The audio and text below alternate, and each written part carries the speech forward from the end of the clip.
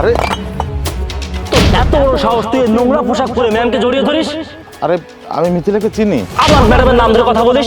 তুই কি জানিস ম্যাডামকে? আলামিন সাহেব, আপনি একদম ঠিক কাজ করেছেন। এই ছোট লোকের বাচ্চাকে আরো 2টা চড় দেওয়া উচিত ছিল। ম্যাম আজকে প্রথম কাজের সাইটে এসেছে, এই ছোট লোকের বাচ্চা কি সব নোংরা পোশাক পরে এসে ম্যামকে জড়িয়ে ধরেছে। ছোট লোকের বাচ্চার কত বড় সাহস! আরে আপনারা শুধু শুধু আমাকে মারলেন। আমি বললাম তো আমি মিথিলাকে চিনি। কিরে মিথিলা, তুই আমাকে চিনতে পারছিস না? আর আমি কামরুল, ওই যে একসাথে। ম্যাম, আপনি কি তাকে চিনেন? আরে আলামিন সাহেব, আপনার কি মাথায় কাজ করে না? আপনি কি সব বলছেন? এসব ছোট লোকদের ম্যাম কিভাবে চিনবে? এসব ছোট লোকরা এরকম বড় লোক মানুষ দেখলে সিম্প্যাথি নেওয়ার জন্য এসব করে। যেই ম্যাম এসেছে অমনি তাকে জড়িয়ে ধরেছে, যাতে ম্যাম মন নরম করে তাকে কিছু টাকা পয়সা দান খয়রাত করে। এই তোমরা চুপ করো। ভাই, সত্যি আমি আপনাকে চিনতে পারছি না। এই শুনলি তো ম্যাম কি বললো? ম্যাম তোকে চেনে না, যা ভাগ এখান থেকে।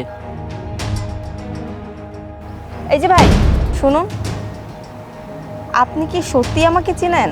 আরে হ্যাঁ মিথিলা, তুই আমাকে চিনতে পারছিস না? আর আমি কামরুল, ওই যে ছোটবেলায় একসাথে আমরা স্কুলে পড়াশোনা করেছি। আমার বাবার নাম রহিম, তোর বাবার বন্ধু ছিল। বুঝতে পেরেছি, তুই এখন আমাকে চিনতে পারছিস না। আর একটু মনে করে দেখ না, ছোটবেলা তুই আমার হাতে কলম ঢুকিয়ে দিয়েছিলি, এই দেখ তার এই যে দাগ এখনো আছে। ও হ্যাঁ, এইবার চিনতে পেরেছি। কিন্তু কামরুল, আমরা একসাথে কলেজে লেখাপড়া করেছি, কিন্তু তুমি তো অনেক ব্রিলিয়ান্ট স্টুডেন্ট ছিলে। তুমি এখানে এই কামলার কাজ করছো কেন? আর তাছাড়া এই শহরে কবে আসলে? আসলে বাবা মারা যাওয়ার পর পরিবারের সকল দায়িত্ব আমার কাঁধের উপর এসে পড়ে। কী করবো কিছু বুঝতে পারছিলাম না, না পেরে এই শহরে চলে আসি। আমি তো তেমন শিক্ষিত না, কেউ আমাকে চাকরি দেবে না, তাই যখন যেখানে যে কাজ পাচ্ছে সেই কাজই করছি। তার জন্য তুমি এই কাজ করবে? তুমি তো অনেক ব্রিলিয়ান্ট স্টুডেন্ট ছিলে, তাছাড়া তোমার রেজাল্টও তো ভালো ছিল। তুমি অন্য কোথাও চাকরির জন্য চেষ্টা করোনি?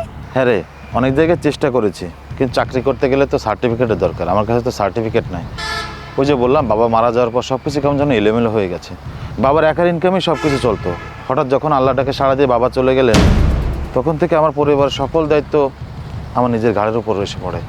তাই তো ইচ্ছা থাকলেও আর মন দিয়ে পড়াশোনা করতে পারিনি, বোর্ড পরীক্ষা দিতে পারিনি, যে কারণে আমার সার্টিফিকেট আসেনি।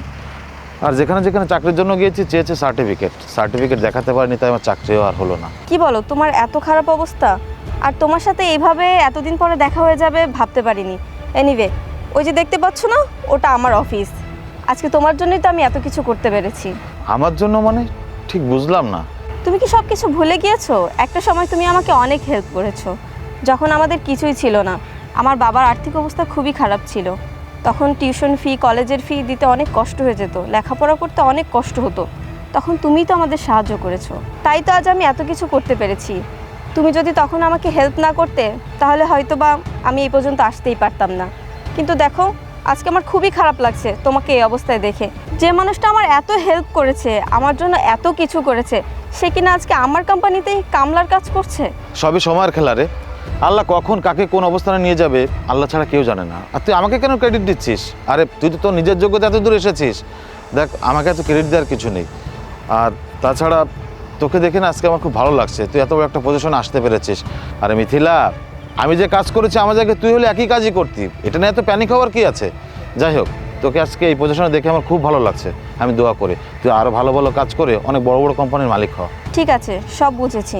এখন আমি যেটা বলি সেটা শোনো। তুমি এখন থেকে এই কামলার কাজ আর করবে না, তুমি আমার কোম্পানিতে ম্যানেজারি পোস্টে চাকরি করবে। কি? কিভাবে? আমার তো কোনো ডিগ্রি সার্টিফিকেট কিছুই নেই, তাহলে আমি কিভাবে চাকরি করব? কামরুল, তুমি ভেবো না আমি চাকরিটা তোমাকে দয়া দেখিয়ে দিচ্ছি বা করুণা করে দিচ্ছি। তোমার সার্টিফিকেট নাই তাতে কি হয়েছে?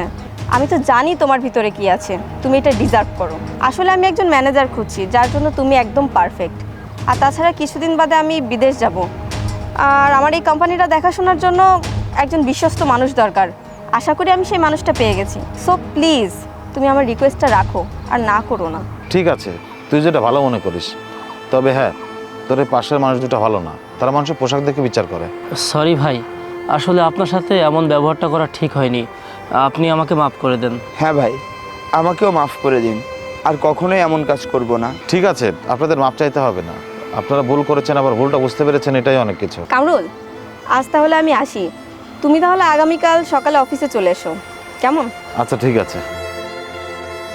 আল্লাহ, আপনার কাছে লাখো লাখো শুকরিয়া।